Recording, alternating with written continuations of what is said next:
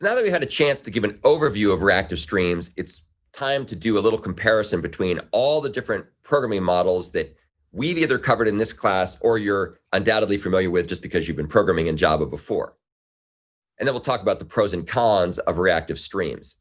So here's a diagram that attempts to match or map all the different programming paradigms that Java supports into a single two-dimensional grid. And you can see here that we have two axes. On the x-axis, we have synchronous versus asynchronous, and I'll talk a bit more about that in a second. And on the y-axis, we have single values versus multiple values. So let's take a look at what that means. So the thing that you've probably been doing with Java since day one is you've probably been doing synchronous programming by making method calls on objects that return a single value. And here's a very simple example. We might have an object that we use to do some kind of network I/O, and there's a method here called download content, which takes a URL and returns a byte array containing the contents at that URL. And that call, when a caller invokes download content, it blocks until the URL has been opened and we have read all the bytes from the URL and stored it into the return value, the single return value, which is the array of bytes that comes back. Okay, so that's basically one way to do these kinds of things. Let's go ahead and take a look at the second example here. This is an example that uses parallel streams. So in that case, remember, parallel streams by default have synchronous calls. That means that if you invoke an operation as part of the stream, it blocks until it's done. But keep in mind that a stream can have multiple values. And that's true both for parallel streams and for sequential streams. So a stream, basically by definition, is a sequence of elements or data or objects. There are multiple of them. So you can see here, we're going to do our little image stream gang style program where we're going to have a parallel stream that takes all the URLs in an array or a list and then gets rid of ones that are already cached, downloads the ones, synchronously downloads the ones that have not been cached, and synchronously applies filters to them, and then synchronously collects that up into a list.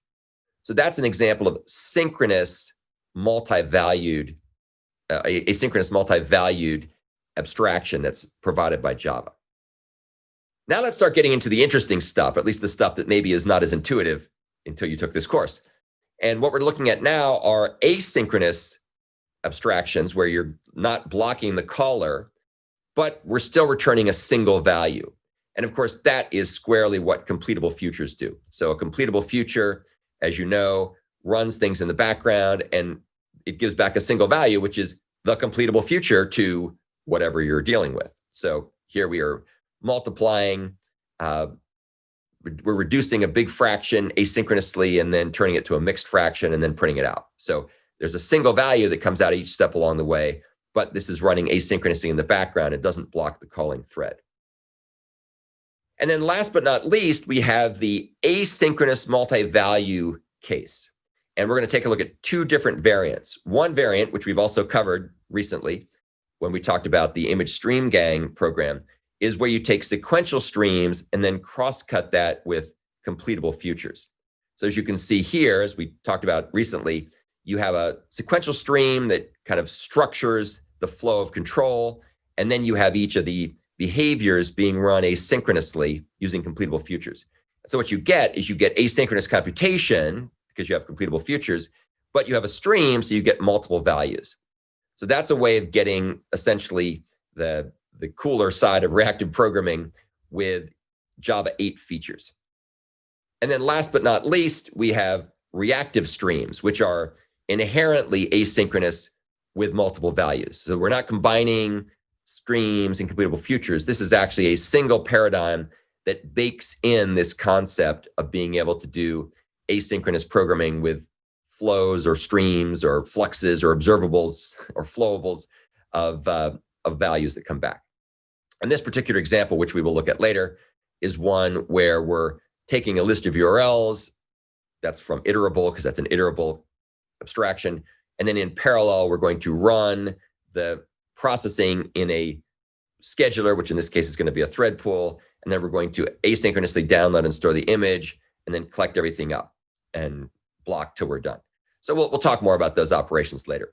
But basically, this is an example of the reactive streams model. Now you can see it looks somewhat similar syntactically to the completable futures model cross-cut with the streams model. And that's a good way to think about reactive streams. It's kind of getting the asynchrony-like behavior like completable futures. It's getting the concept of multiple values, kind of like with a stream, but it's got its own API and it's got its own semantics and it's got its own patterns and idioms for being worked with effectively. Well, now that we've kind of given an overview of these different models, let's talk about the pros and cons of reactive streams. So there's a couple of benefits to using reactive stream platforms. One, which again is very similar to the motivation for completable futures, is to support concurrency with a relatively small number of threads by having pools of threads where computations can run asynchronously. And the other goal, which again is also much like completable futures, is to scale up performance by having fewer hardware resources. So there's an article here that talks about the Spring WebFlux reactive programming framework, which is a really cool framework, which I don't think we'll have time to cover, but I'll be making an online course about this at some point, hopefully in the spring, that you could watch at some stage.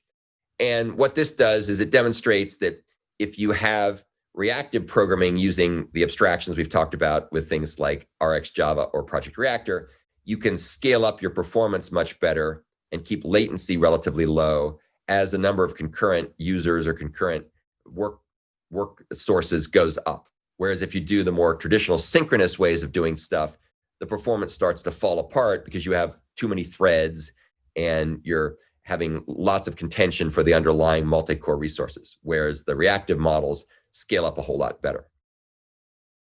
Now, from the downside, right, everything's got pros and cons, right? It's not all unicorns and rainbows. Reactive programming is not appropriate for all situations. And there's a video that you might want to take a look at the bottom of this page by a really insightful person named Thomas Nukowitz. And the pronunciation of his name doesn't quite look like the way it's spelled, but you just have to learn to deal with that. And he has an article or a video that talks about sort of when not to use reactive programming. And one of the points he makes is that if you have a very simple project, it's probably overkill to climb the learning curve to master reactive programming, because more traditional ways of doing things, like synchronous calls with a single value, just object-oriented programming with Java, work very, very well for small programs or non-complex programs. However, when you start getting large programs that are very complicated, that have to work extremely efficiently, that's where the learning curve for reactive programming starts to pay off, because you're able to scale up your solutions a lot better because these abstractions take better advantage of the underlying cores. So a good example would be the Netflix company that uses reactive programming very heavily in their model for programming all their different devices and all their access to different kinds of content. That's all done with RxJava and reactive programming. And so that's a very, very complicated system. And so it's not surprising that people want to take the time to master the complexities and master the challenges of learning these techniques, because it pays off in terms of better performance and better scalability. But it's not always the case. Now, of course, in this class, we're not going to be writing anything nearly as complicated as the Netflix use case of these technologies. So what you'll get a chance to do here is learn this stuff basically in the same context as we've applied sequential streams, as we've applied parallel streams, as we've applied completable futures. So you get a real good apples to apples comparison between the complexity of using the reactive programming model with RxJava versus the other alternative ways of doing things. And hopefully that'll give you enough experience so that when you get out into the wild, into the real world, and you start using these technologies in your projects, you'll be much better prepared to be successful with them. Okay, so that's the overview of this part of the course, just giving you a perspective on what reactive programming is, give you a feel at a very high level for some of the implementations like RxJava and Project Reactor, and then comparing and contrasting that paradigm with other ones that we've also covered in this course or that you've covered through other material at Vanderbilt.